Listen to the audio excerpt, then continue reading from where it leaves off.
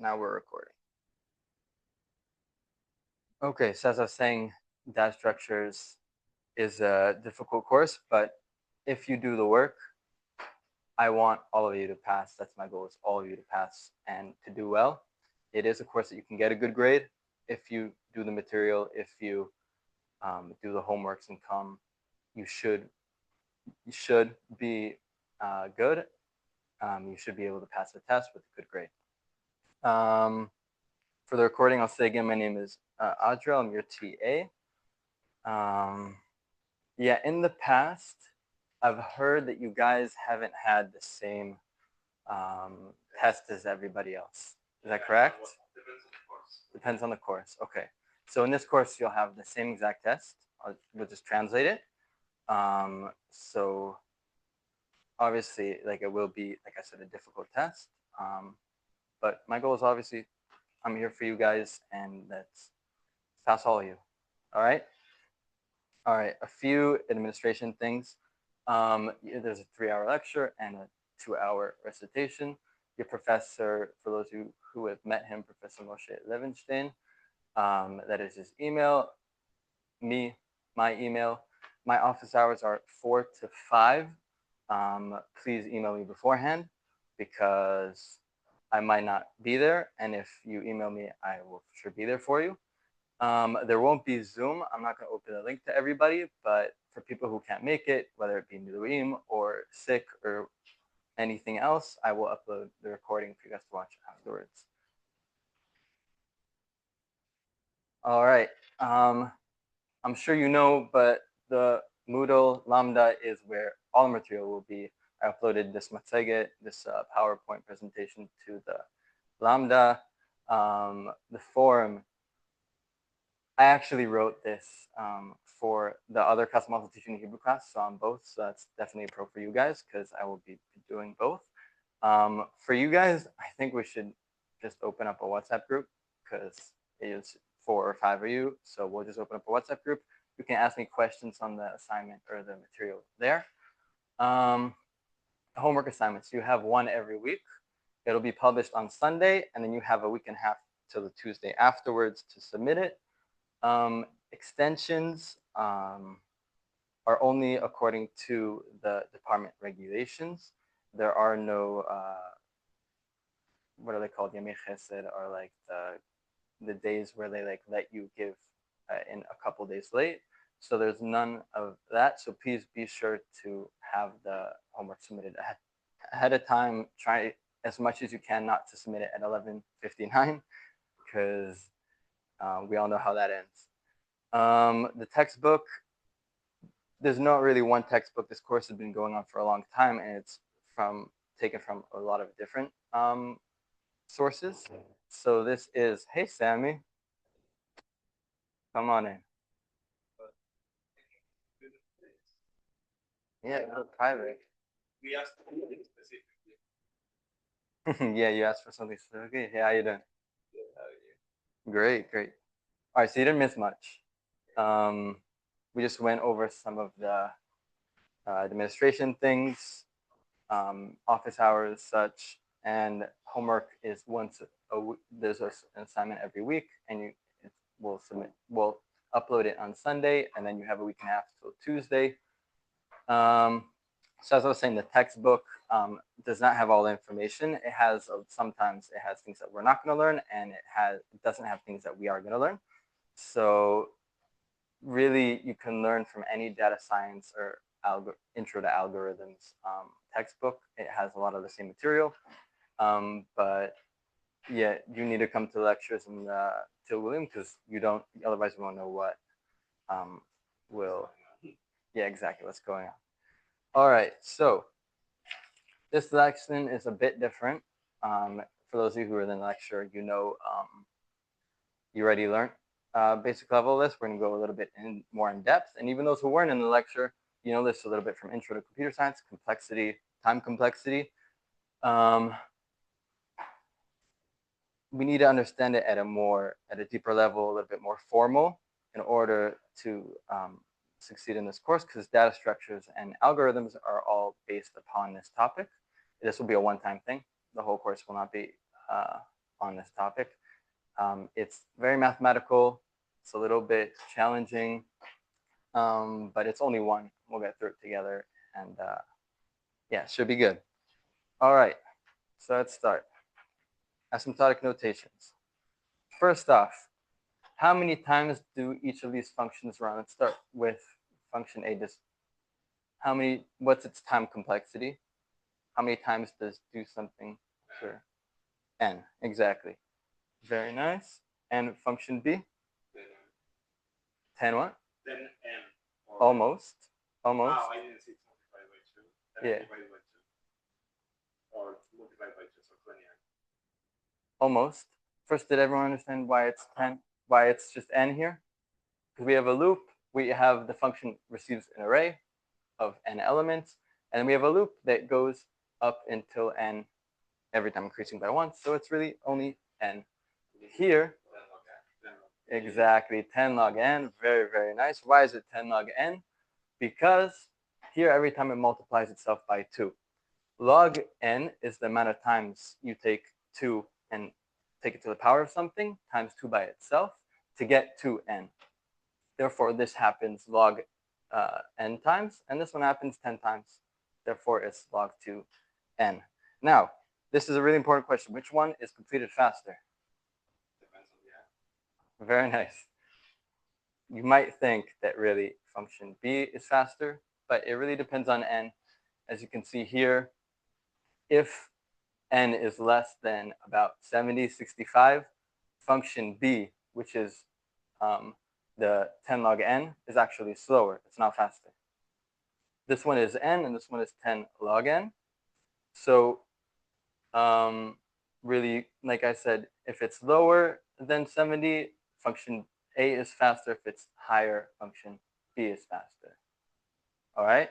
Now, if you continue on till even bigger numbers and infinity, really, function A is always faster than function B. And that's what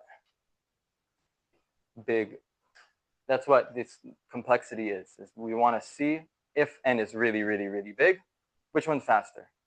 We assume the worst case, that n is very big, and that's how we calculate the complexity. Okay, we'll focus on the non-negative functions from the natural numbers. Why only functions of the form from natural numbers to the rational plus numbers? Because an input, this is the input of the function of our code, and this is how long it takes, correct? So the input can't be half a number. It can't be, 2.5 integers. That's not a thing. So it has to be a whole natural number, and R positive because it cannot be negative because in this since last time I checked, like computers can't go back in time, so it has to take a certain amount of time. All right, big O notation. You guys all know this one. F of n belongs to the big O of G of n. If and only if there's some sort of C and some sort of n0 that satisfy this whole argument, that for every n bigger than n0, f of n is smaller or equal to C times G of n. We'll see it visually, which is a little bit easier to understand. You have the function f of n, and we want to say that it's within the big O of G of n. So how do we do this? We take some sort of n0 that from this point onwards, C times G of n is always bigger than f of n, no matter how far you go. It's always bigger. All right, also it's important to note that O of G of n is a set of functions. You learned from discrete mathematics, a set is a group. It's not a group, it's a set of a bunch of functions. That's important because we're going to use proofs from discrete mathematics in a bit. All right, here's an example of a function, f of n equals 7n plus 15. Now you're going to define g of n equals n, and now we want to prove that f of n belongs to the big O of g of n. In short, this is how we always write it, because this is very long, just longer and redundant. So this is what is commonly written in computer science. F of n belongs to O of n. All right, so how do we prove this? Any ideas? Let's see. Yeah, you got to find an n0 and a c. And then according to the definition we defined earlier, we show that it satisfies the equality. So first let's show that f of n equals 7n plus 15, right? Which is smaller or equal than 7n plus 15n. Why? Because we can assume that n is bigger than 1 because we can decide. We're going to decide soon what n0 is. So we can always decide that it's bigger than 1. So if this is smaller than this, which equals 22n, then we can choose c equals 22 and n0 equals 1. We choose those, which satisfy that for every n bigger than n0, bigger than 1, f of n is smaller than 22 times g of n, which is 22 times n, like we proved here. Any questions on this? Because this is the first proof. Everyone understood? All right, amazing. So from now on, I'm going to do it a little bit shorter. I'm not going to show how we get to it exactly. I'm just going to tell you here's an n0, here's a c, and this is how we prove it. In the homeworks, you will have to find them yourself, like in this way, where you use a lot of tricks from Infi. It's a lot of Infi to find the C and the N0, and then afterwards prove. All right, here's another example. F of n equals 10n squared plus 5n. We're going to prove that f of n belongs to O of n squared. All right, any ideas for n0 and c?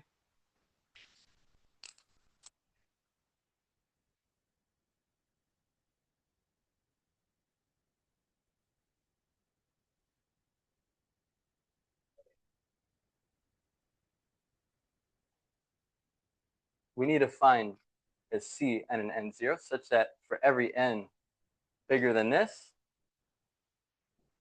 10n squared plus 5n is smaller than n squared times the c that we found. How do we just say like C 1,000 and then 1? Exactly. That's a really great point, Thomas, that in the previous one, I chose very close to, I proved that it was very close, like I chose numbers that were very close and then I proved, but really there's nothing stopping me from choosing c equals 1,000 or 1,000,000 or 1,000,000,000. It's all a constant.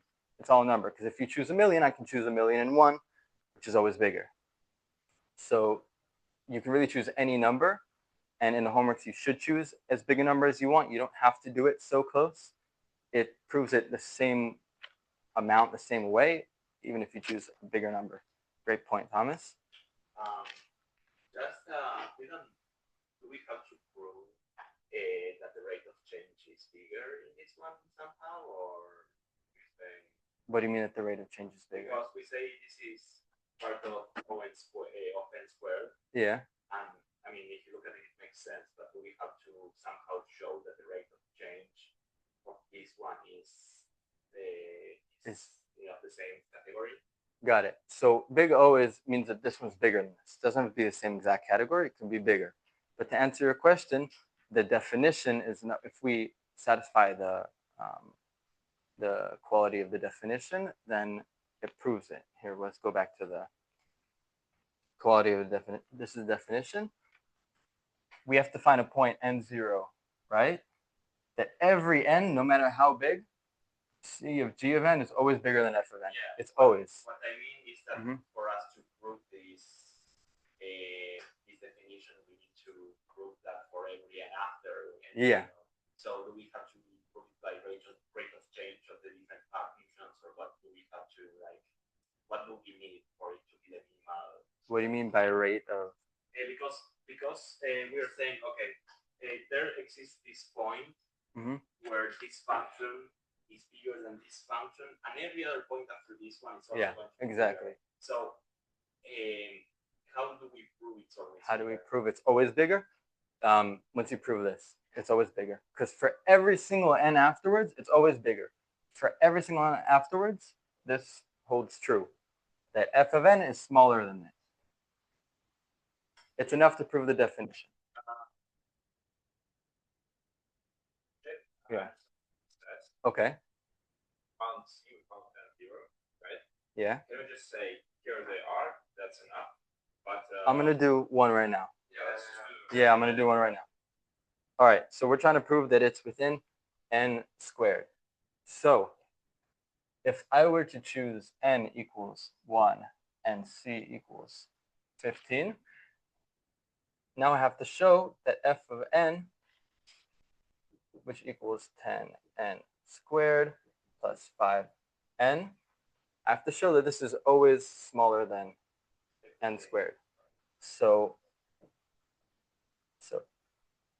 this is smaller or equal always for every n greater than or equal to 1, then 10n squared plus 5n squared. Do you guys agree with that? Always, no matter how big. And that equals 15n squared, which equals to RC, because we chose 15, times n squared, which is our big O.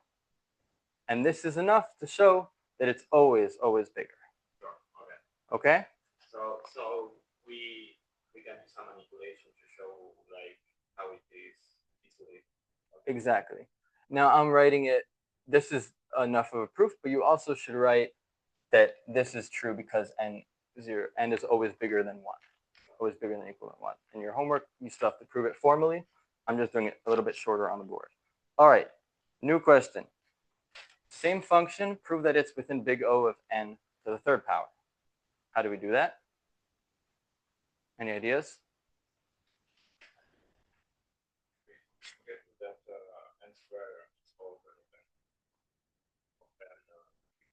That's exactly. That's a great idea. We're gonna do that in a second, but first let's do something a little bit easier. Yeah. What? Exactly. The numbers can stay the same. That's exactly the trick. Because it's f of n is smaller than c of n times n squared, this is definitely smaller equal to c times n to the power to the third power. And then we prove this one. Same thing, same constants. Do you have to prove that, or can you just like allow it? Oh, this? Oh, yeah. Well, this is true because it's always bigger than 1, and it's always bigger than 1. If there were negative numbers, this obviously wouldn't be true.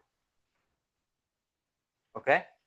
All right, and now for your idea, our theme, right? Yep. All right. For your idea, we can prove that really you're correct. Big O of n squared is contained within big O of n to the third power. Now, I'm going to remind you from the beginning that big O of something is a group of, it's a set of functions.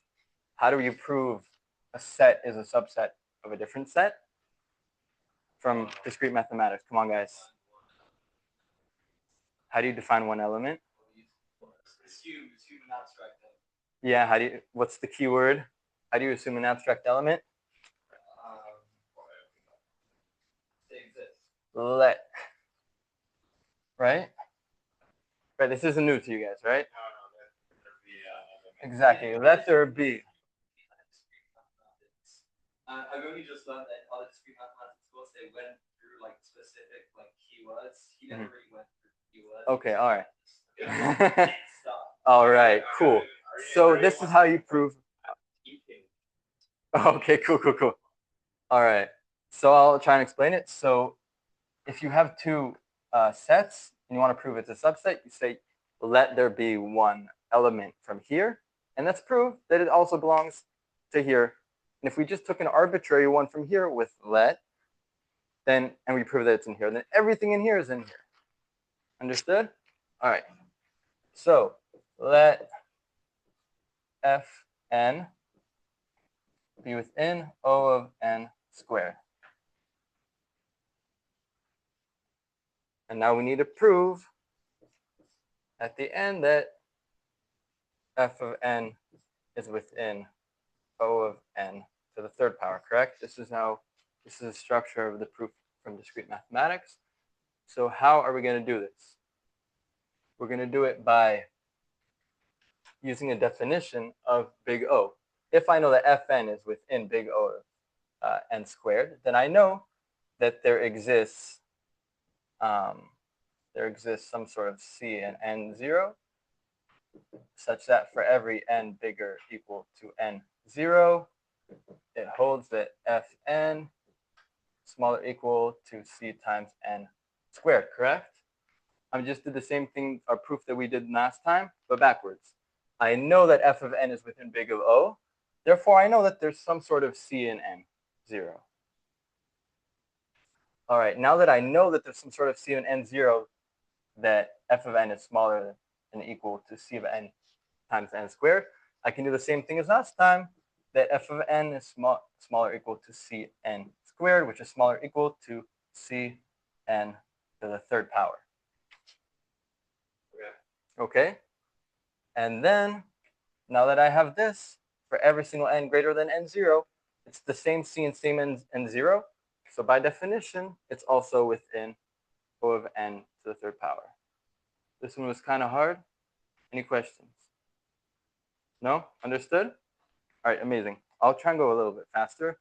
You guys want to go a little bit faster? Yeah. All right. Okay, omega notation. Omega is the same thing as big O, just instead of smaller equal, now it's bigger equal. It's just still the same thing from some n0. Our function f of n needs to be bigger than C times the g of n. All right, here's an example. N squared plus log n, n squared times log n plus 10n within omega of 5n squared. So how do we prove this? Again, the same thing. It's going to be very repetitive.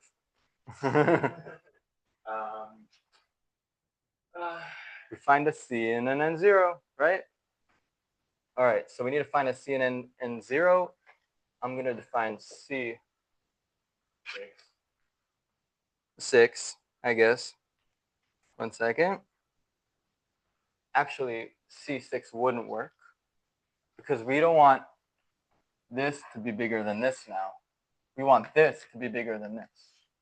So I'm actually going to choose a fraction 1/5 exactly. And n0 will be equal, I'm going to set it to 2 now. 1 isn't going to work. I'll show you afterwards why not. But really, when you guys do the homework, you can just send it to 10 and 100, whatever you want, and everything will be fine. All right, n squared log n plus 10n is bigger equal now, because we want to prove that it's bigger than n squared log n, which in turn is bigger equal to n squared. Now this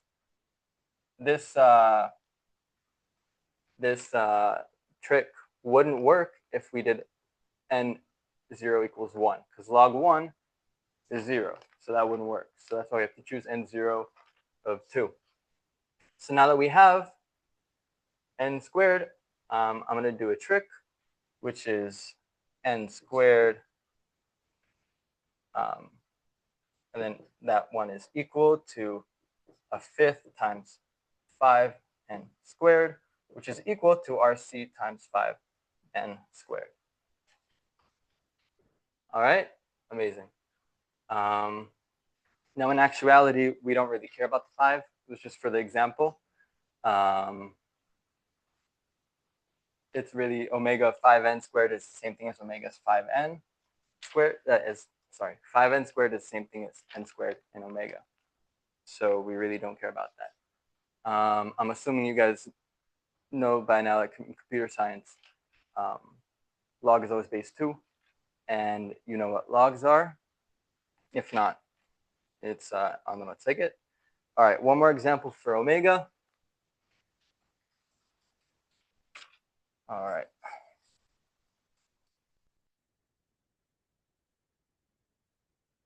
Actually, I see we're a little bit short on time, so I'm going to skip this example. The answer is on the Matzeket. The answer is on the Matzeket. I know it's only been a half hour, but I'm a little bit behind, so I'm going to skip it. The idea is the same, and the answer is, let's say the idea is the same, that in order to prove that this is within this, then you just have to, let a function be within this, and we're going to prove that it's within the other one. If I have time, I'm going to come back to it, of course, but in the meantime, I'm going to skip that. All right, theta notation. Theta is basically the tight bound, exactly. Theta is the tight bound. If big O is bigger and omega was smaller, then theta is bigger and smaller. We need to show, in order to prove that something is theta of something, we need to prove that there are two constants now, C1 and C2, such that our function is in between them, is bigger than C1 times G of n, and is smaller than C2 times G of n from a certain n0, from a certain point. All right. All right. All right, here's an example. For every AB greater than 1, prove that log AN is within theta of log BN. And this, obviously, if there's a big clue on the board, we're going to use it. So here's the trick that we're going to use. Log AN equals 1 divided by log BA times log BN. All right, because these are equal, now my two C's that I want, right? I want a C1 and a C2. And C1 has times our G of n. We need something times this that makes it less than, and something times this that makes it greater or equal than. It's greater, equal, lesser, equal. Since I found something that's exactly equal, this is exactly equal, right?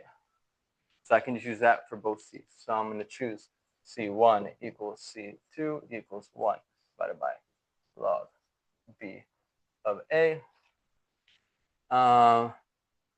And therefore, from n0, which in this case can be anything because it's always equal. So really just like let n0, but you can choose 10, 100, whatever you want. For every n greater or equal to n0, it holds that, this is the long one, but that C1 times log B of n is less than equal to, not f of n, log A of n, which is smaller or equal to C2 times log B of n. Is that understood? All right. All right, little o and little omega. This is a bit different. The other ones were a lot similar. This one's a bit different. If big O was,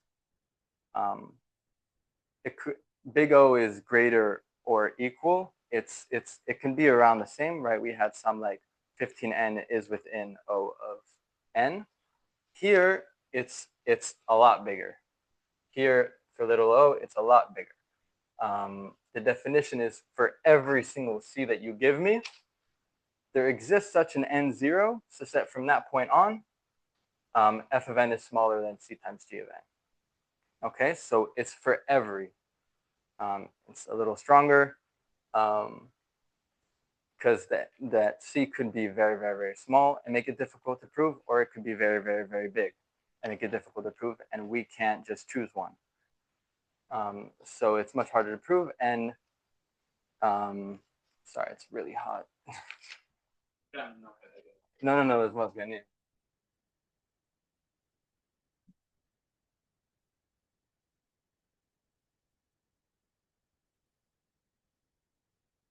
All right, so little o is that it's smaller or equal, kind of like big O is smaller or equal, and little omega is bigger or equal. All right, for every single C, there exists such an n0. All right, see some examples. 2n plus 15 belongs to little o of n squared. Now, how do we prove this? I'm going to go back to the definition. How do we prove that for every c there exists an n0? Before there was exist, so we could choose to. Now that it's for every, what do we have to do? Take an arbitrary c. Yeah. Let c be some sort of c. And then we're going to choose an n0 that's going to satisfy this quality. Okay? All right, so let's start.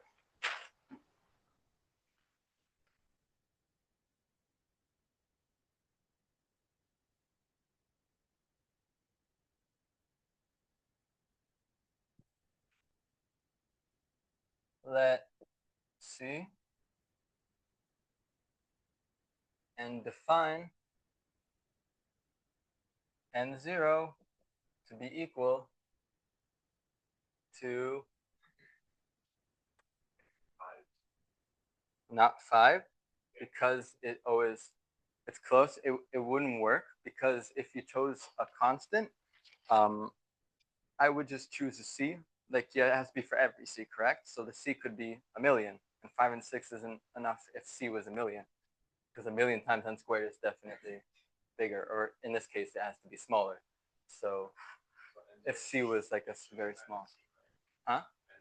Exactly what I was going for. N0 has to depend on C, and that's it has to. I've never seen an example that wasn't.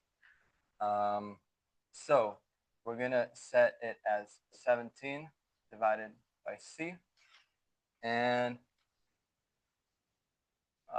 floor to up, ceiling.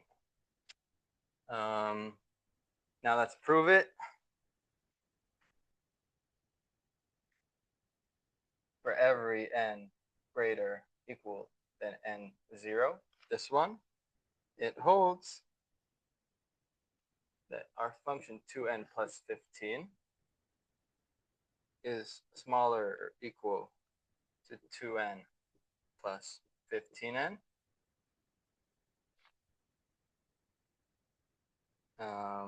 Which obviously equals 17n. And now I'm going to do a trick that 17n equals 2c times 17 divided by c times n.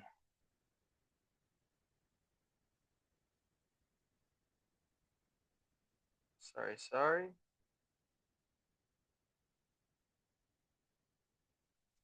All right. And now, what is our 17 divided by c? 17 divided by c is our n0, which equals c times n0 times n, which then is smaller or equal to c times n squared. Why? Because n0, n is always greater or equal to n0. So that's this last transition. All right, is that understood? Yes, question. Everything except how do you decide for n0 to be 17? So how I would do it is I would start with this, and then you play around with it. You either guess or you can do an inequality, like I did in the first one. It's just I don't have time to do the whole thing, like showing you how I would get to it. But you just set an inequality, and you try and play around with it like an infinity to get to the correct. Why do you have the inequality at the very end? Oh, what? C times. Which one? This one? Oh, I see. No, I was wondering why it has to be the equality and not C. Oh, this has to be smaller equal because n is bigger. Exactly. It's a constant, and n is obviously always bigger than n0. Yeah. You're not a boy. Which one? This one? This one?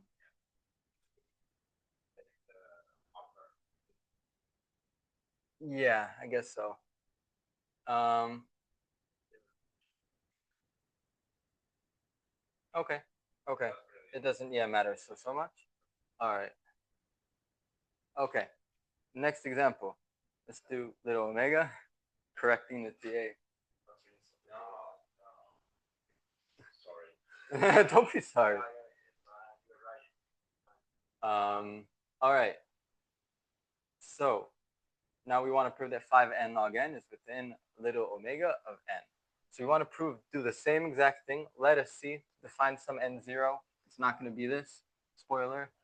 But this time we want it to be greater or equal to. All right. So I'm going to show you how we do that.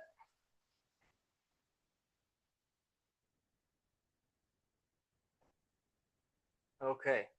So I'm going to define n0 as 2 to the power of c. My recommendation for your earlier question is to guess, play around with it. You can obviously do bigger than this, but it's a lot like infi. It's a lot like infi. Yeah. No, you did because we have a lot here, right? Exactly. So you'll see it really comes out very, very nice. Log n is greater or equal to 5n log n0, correct? Because n is always bigger than n0. So this is always bigger than this, which then is equal to log 0 is 2 to the power of c. So it'd be 5n, I'll just write it all out. Log 2 to the power of c. Log 2 to the power of something is just that something equals 5n times c. Can you do the partial substitution? But we have to 5 times 2c also. 5 times, what do you want to do? No, I'm just asking if you can just substitute the second thing instead of doing 5. Oh, this one? No, the one on the next one, because you do the substitution for one of the ends. I do it for one of the ends? Can you keep it like that and let the other end be Yeah, that's what I actually have to do. I can't turn this one to n0 because I need it to be smaller. I need it to be greater than c times our function here. Okay. Right? I need it to be bigger than this. So really, I do need that. And if I turned it into 2 to the power of c, it wouldn't help me because 2 to the power of c is still constant. All right. And then because we proved that it's bigger or equal to any c, obvious, like I say obviously a lot, it's because I'm nervous, but it's not obvious. Trust me, it's not obvious. Because we let a c, then for that c, we prove that log n, 5n log n is always bigger than this. All right. So we finished with proving the asymptotic notations. Yeah. Question.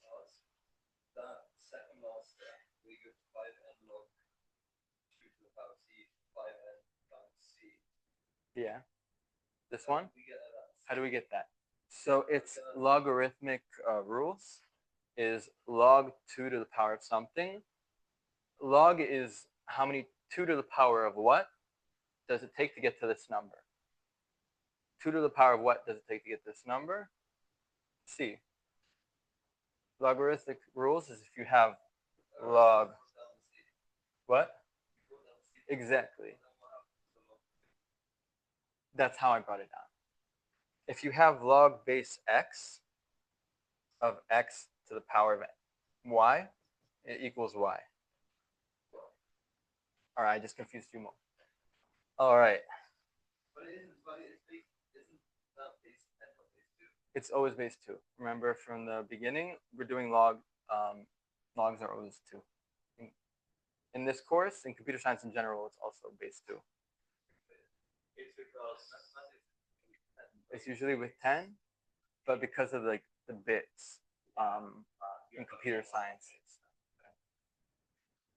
like to represent a number, like an integer the size of x, you need 2 to the power of x. Log base 2. So it's a good clarification. I'm happy you asked. because really log 2, log is always going to be log 2. Okay? All right. So now we're done with using the definition of the asymptotic bounds. Now we're going to use limits. Infi was not my favorite course, but trust me, this is just this recitation, then it gets better. It gets more interesting. Okay, so using limits. If we have two functions, f of n and g of n, if the limit when it tends to infinity exists, if it doesn't exist, it's a function. If it was a function that goes up and down or something, it wouldn't have a limit. But if it does have a limit, then if that limit as it tends to infinity is 0, that means that g of n is a lot bigger than f of n, right? So that means that f of n is within little o of g of n. Okay? We're going to... What? Yeah, it's fact. Yeah, we're going to prove it in a second. I mean, this is only the definition. It's not a definition. Like for a function to be little o, it has to be like this. It does, but this isn't the definition. Definition is what we defined earlier, the if and only if. Okay. Once you find that for every c, there's an n0. But this is just another way of proving it. We're just showing you another way of proving it. And if that same limit tends towards some sort of rational number, then we say that f of n is within theta of g of n. Why? Because they're both within a constant of each other. So we can show that with constants, they tend towards the same thing as they go on into infinity. Yeah. Also, both of these functions are always positive, so it couldn't be negative. And if the limit then tends to infinity, it means that f of n is much bigger than g of n. Therefore, f of n is within little omega of g of n. Okay, so now let's prove that first one. We're not going to prove the rest. We're only going to prove the first one. All right. No. You don't know. It's just to show you. It'll be in the homework a little bit. It's just so you understand more about asymptotic bounds and how you were to prove it. But we're not going to ask you to do any proofs on the test. All right. So we're going to assume that the limit tends towards 0, and we need to prove that f of n, it belongs to the little o of g of n. All right, so how do we prove that f of n is within little o of g of n? We did it before. You have to let a c, correct? Let c greater than 0.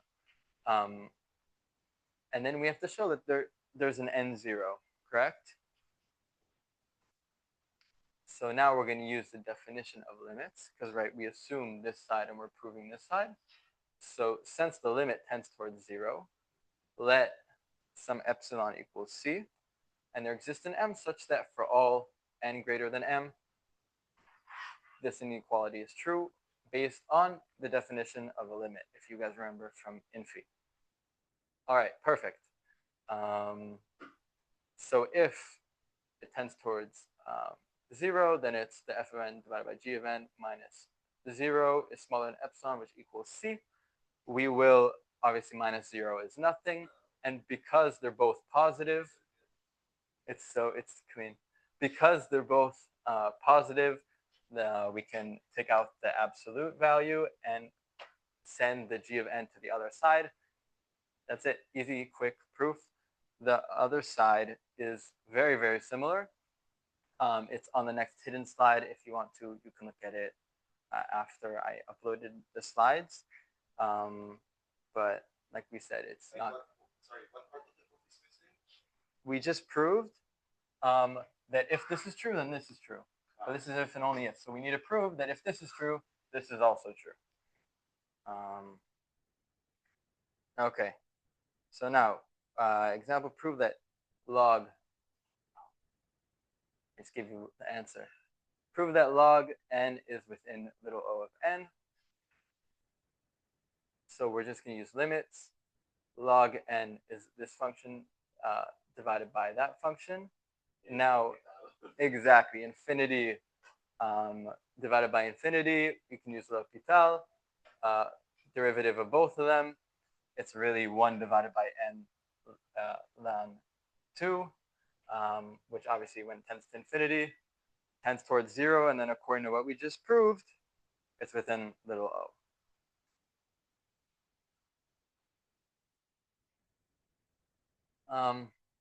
It's accepted to write f of n equals instead of belongs to. I personally think it's like a little lazy, like just write one or the other. But if you do see equals, you're going to have to infer what they're talking about, because also people write equals to refer to subset. If f of n is a subset of g of n, sometimes they'll write equals. So you just have to figure it out by what this is, correct? If it's just a function, it's belonging, and if it's just if it's a big O of something, it's a set, and therefore it's a subset. All right. All right. You've seen this in the lecture.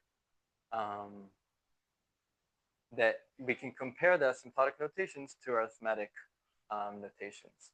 That theta is very similar to equal because they're very, very close, both functions. Big O is similar to smaller equal. Little o is similar to just smaller because it's, like we said, it's for every C. Big O is for a C that we can choose.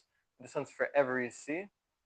So this one's like bigger but not equals. Same thing goes for omega and little omega. But it is important that this is just maybe to help you remember if you don't remember this. But it's not perfect because in arithmetic notation, if x is smaller or equal than y and x doesn't equal y, then it's greater and not equal.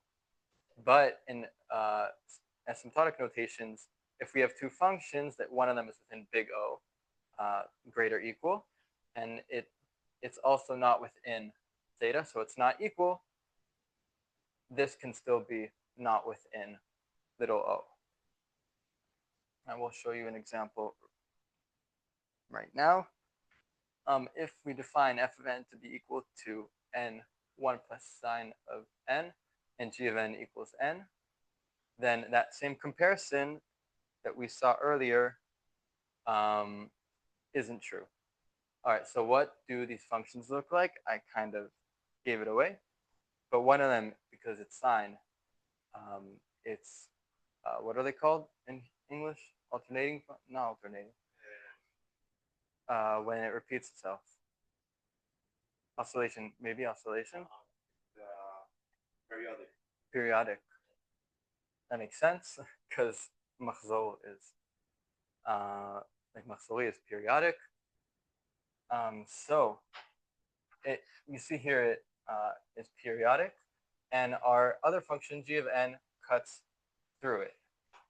So really, we can see from here that f of n is within big O of n, because for any c that's greater or equal than 2, it would be greater for it all the time. We can prove this, but I'm gonna let you guys do that at home if you'd like to. And f of n is not within little o, and it's not within omega. So it's just an example of two functions that f of n is within big O, it's not within little o, and it's not within omega. But because it's not within omega, it's because it's, I'm sorry, 1 second, let me start again. Because it's in O but not in omega, it's not a type bound. So exactly, thank you, Thomas. Because it's in big O but not in omega, it cannot be a tight bound. So we have an example of something that is within big O. It's not within theta, but it's also not within the little o, which is what we saw just a second before. This is an example of this. All right, some popular functions. I'm assuming you all know that constant is kind of like our midpoint. Constant is any number, 1, a million, a billion. You probably also recognize n, which is linear. You've probably seen a bunch of them. This is the hierarchy of them. You probably recognize n, log n, log. These are all just some stuff to do with logs. Square root of n, n log n. You've probably seen all of these. This is the hierarchy. And there's also some functions that are smaller than constants. For example, 1 divided by log n, 1 divided by all those examples over here are smaller than a constant. Yes? 2 to the power of the square root of log n isn't exponential? 2, this? Yeah. No.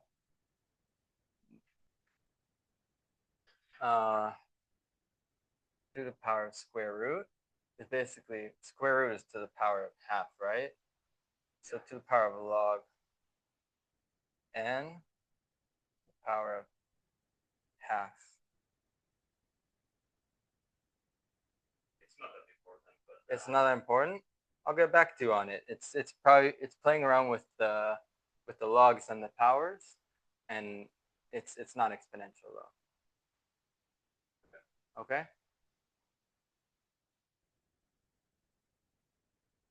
All right. Question for you guys, if you guys have been paying attention. For 2 functions, f of n and g of n, it holds that f of n is within theta of g of n. Does log of f of n belong to theta of log of g of n? Yeah. Yeah? You all think so? We have 2 functions, f of n and g of n. F of n is given that it's within theta of g of n. If I apply log to both sides, does it still hold that it's within theta of g of n?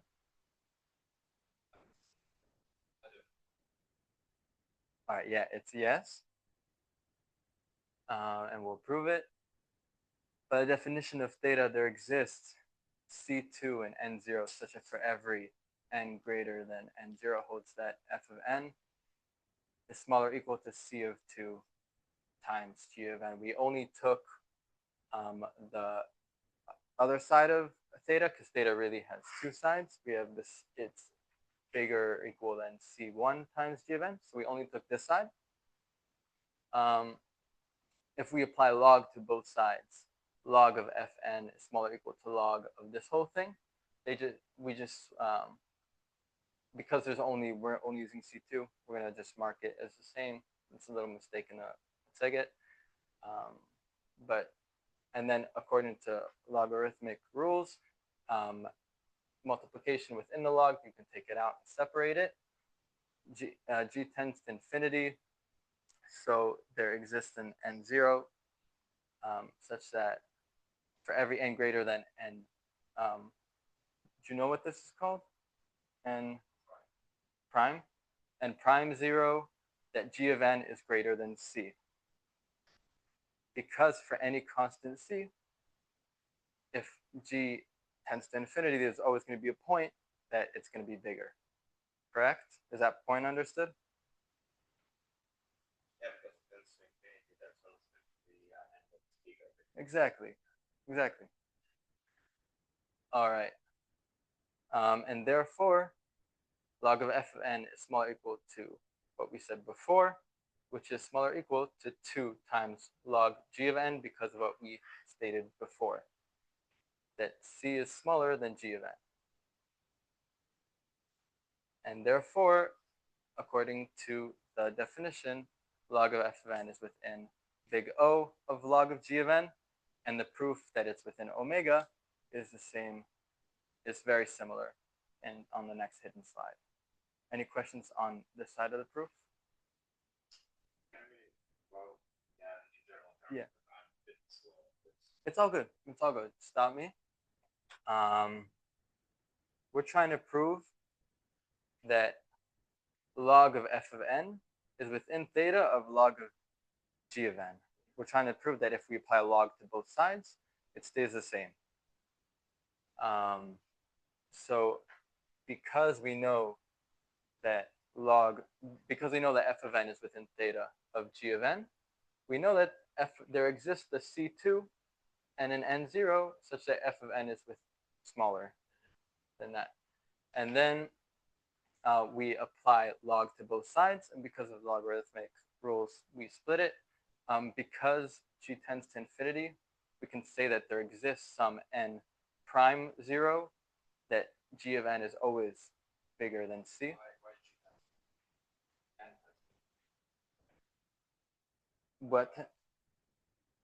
Why does g tend to infinity? It's one of the things that were on the description of the problem. F and G both infinity. Yeah. Sorry. From the natural numbers that tend to infinity. So it's known that they both tend to infinity.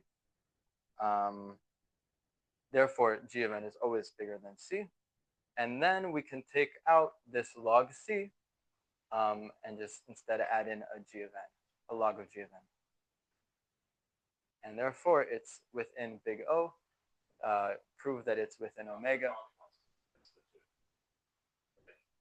Yeah, exactly. That's the c that we found. It's 2. And then we prove that it's within big O. And the proof that it's within omega is on the next slide. And then once you prove both of those, you have theta. All right. Next question. Does 2 to the power of f of n belong to theta to the 2 to the power of g of n?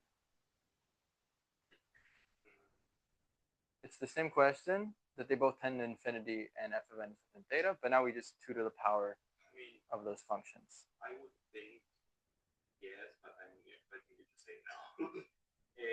I said yes originally because when you take the log of both sides, it maintains the order. But in this case, it should be the same.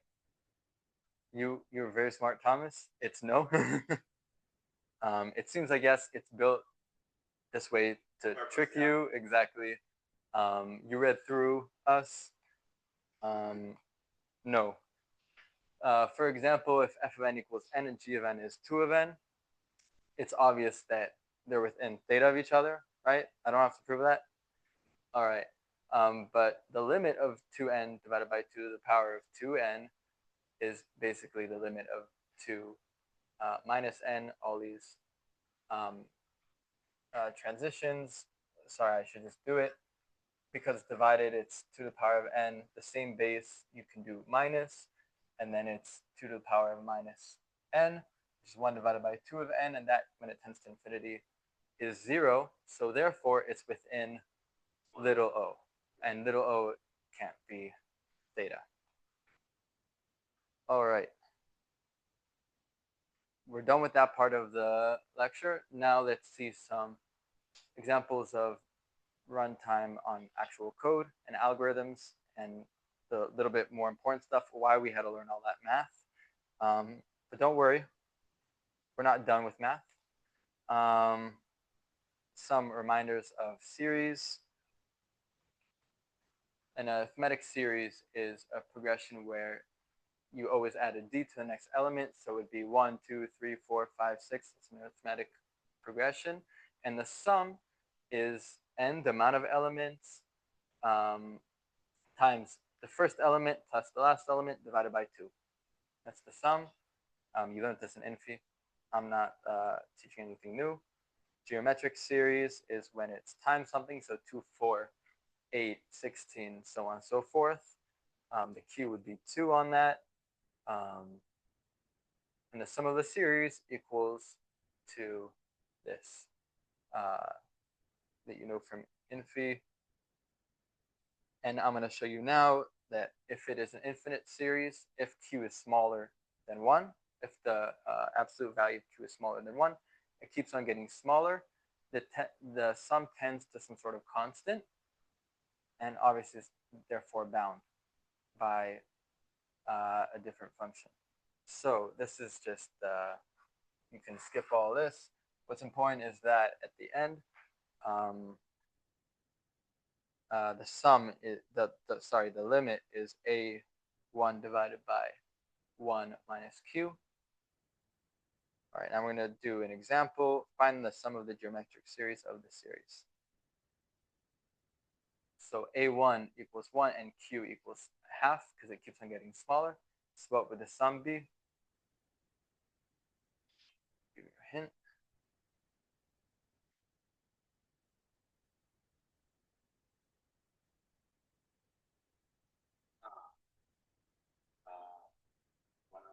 A times 1 over 2 minus 1 over 2 minus 1. Yeah. I'm sure you got it right. It's just kind of hard to do it verbally. Yeah. So it's 1 because a1 is 1, a half to the power of n minus 1, half minus 1. What we did here, obviously 1 goes away.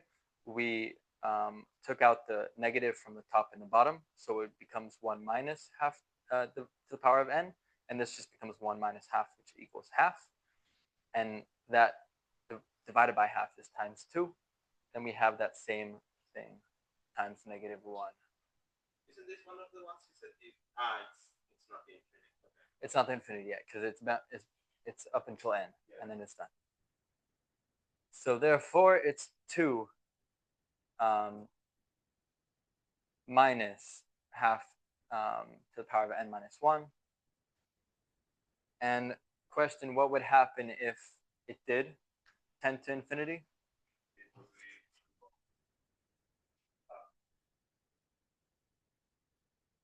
A1. I know, it's 2 over half. Then we just use the, if it would tend to infinity, we use the function, the formula from earlier, and it would be equal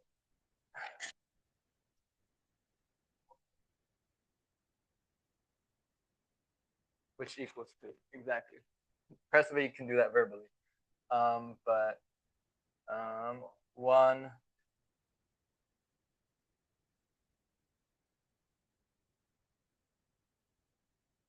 1 over, sorry. And then help me out. 1 over 1 minus half, which equals 2. Yeah. All right. So that's just a reminder of the series, because in order to analyze code like this with loops and so on, there's a lot of series, a lot of sigmas involved. So find a tight bound for this code snippet, for this algorithm. It's log base 3.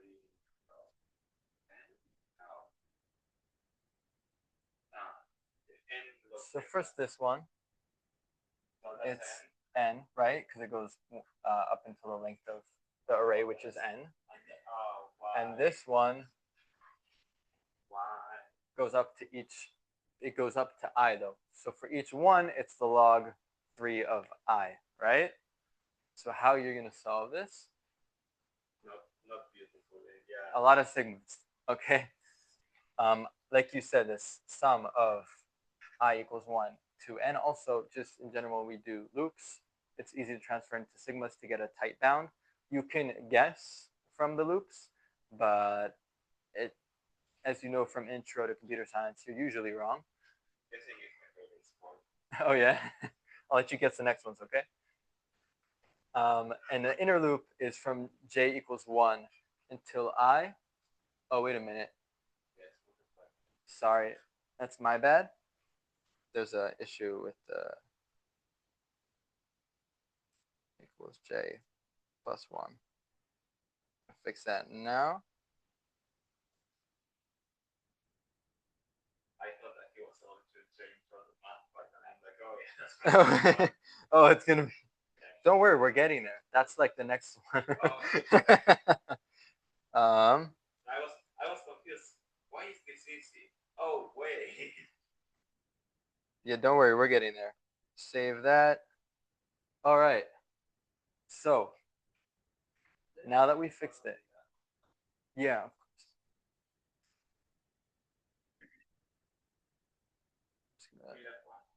leave this one on. Yeah.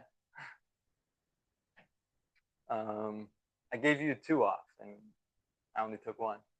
All right, so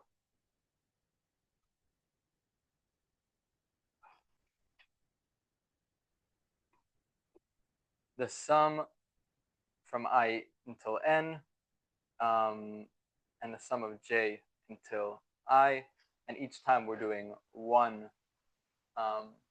action, one operation, which then equals this sum basically just equals I, because we're doing 1 plus 1 plus 1 plus 1 plus 1 I times, which is just multiplication, which is, sorry, just adds up to I. And then we have this I equals 1 to n, which is a arithmetic series. Formula is the n times the first one plus the last element divided by 2, which is n squared plus n divided by 2, which is in theta of n squared. All right, Thomas, you can guess this one. Oh yeah, for sure. Yeah, please stop me. Yeah.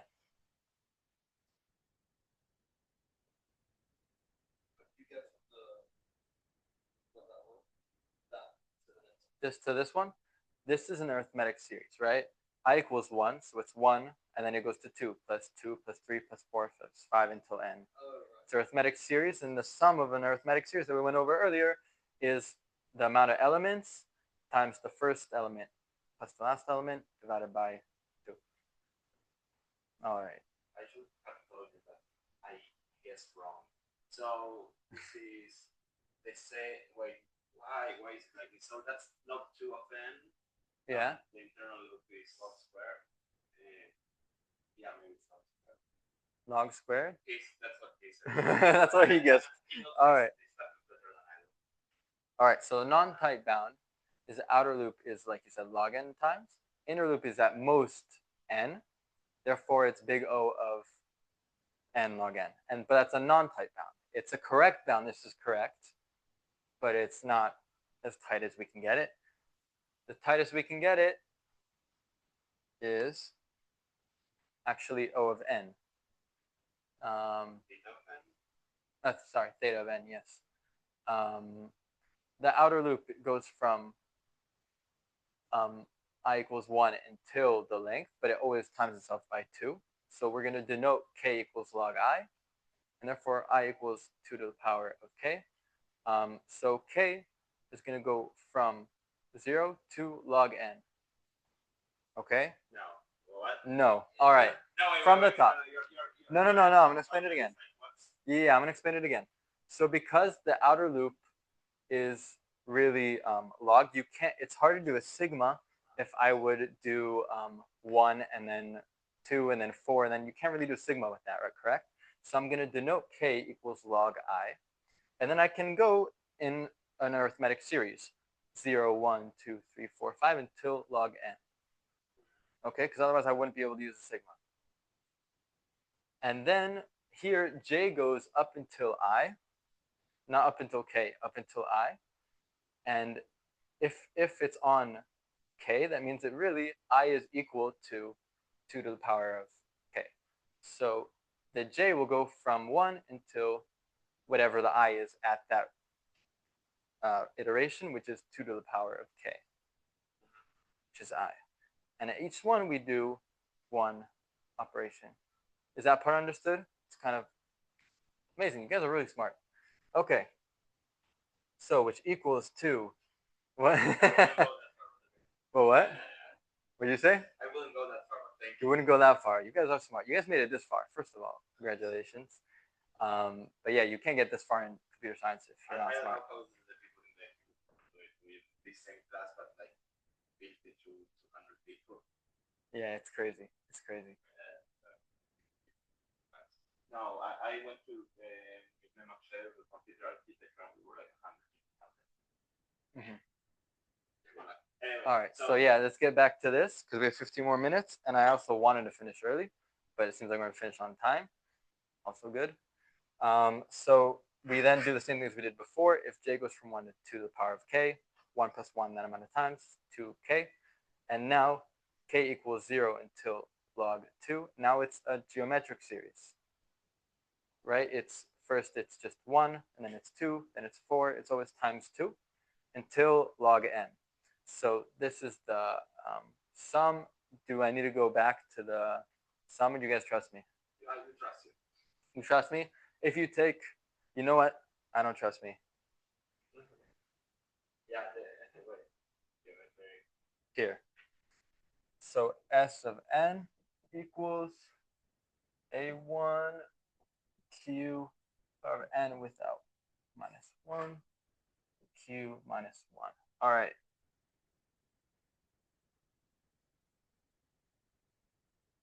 Here we go.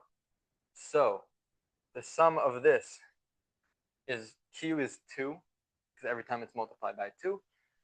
A1 is 1. So it's 1 times 2 to the power of n minus 1 divided by 2 minus 1, 1. So it's really just this part, which is 2 to the power of, sorry, it doesn't go until n, it goes until log n. 2 to the power of log n. I don't know why, plus 1. Oh, yeah, sorry, my bad, because it starts from 2. So then you get that plus 1 minus 1, which equals to the power of log base 2.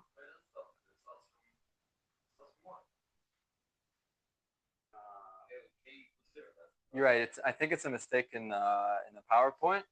But even so, even if it wasn't, if it was 2 to the power of log n, just that minus 1, which is, I think that's correct, it still equals to 2n minus 1. Maybe it's because k is 0. I don't know. But yeah, whatever. Yeah, no, k is 0. Yeah, that makes sense to me. Like, this is a mistake. Ignore this. You're right, Sammy.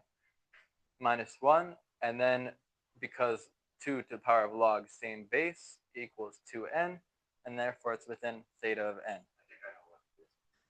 It's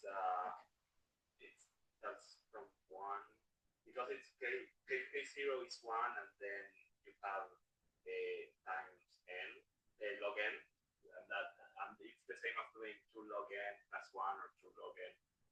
No. Wow, wait. No. Anyway, I think we yeah, it's all good. I'm loving. This is also much better tomorrow. I have to give it in front of like 50 people. This is way more fun for me. We get to talk back and forth. It's a lot better. Oh look, I was smart and I put that ahead of time. I'm sorry. Sometimes you outdo yourself. Exactly. Sometimes you impress even yourself. All right.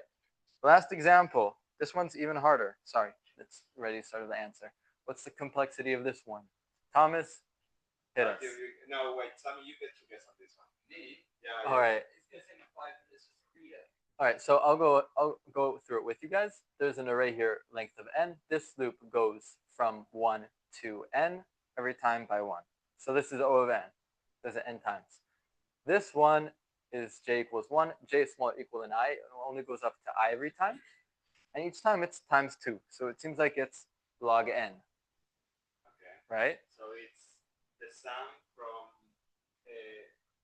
0 to n. Yeah. Of the logarithm. No, it's the logarithm of y. The upper bound. No, y to log n. The upper bound. Yeah, n log you upper bound to n log n, not to n. Because it's n times I mean it's a sum. Sure. Okay. So the sum is, you guys got it. It's from 1 to n, and then it's lower bound. Denote obviously k equals log j, because each time we want it to go up smoothly, right? We don't want a series that skips because we can't do a sigma. So k equals 0 until log I of 1, which basically equals log I. And now we got to figure out what this equals. So we're not done. We got to do some more infi. Yes, of course. The outer one is from 1 to n, correct? Then this one, it goes from 1 to I, but every time it times itself by 2. So therefore, if I, let's say, on this iteration was 8, it would be 1, 2, 4, 8. And you'd sum those.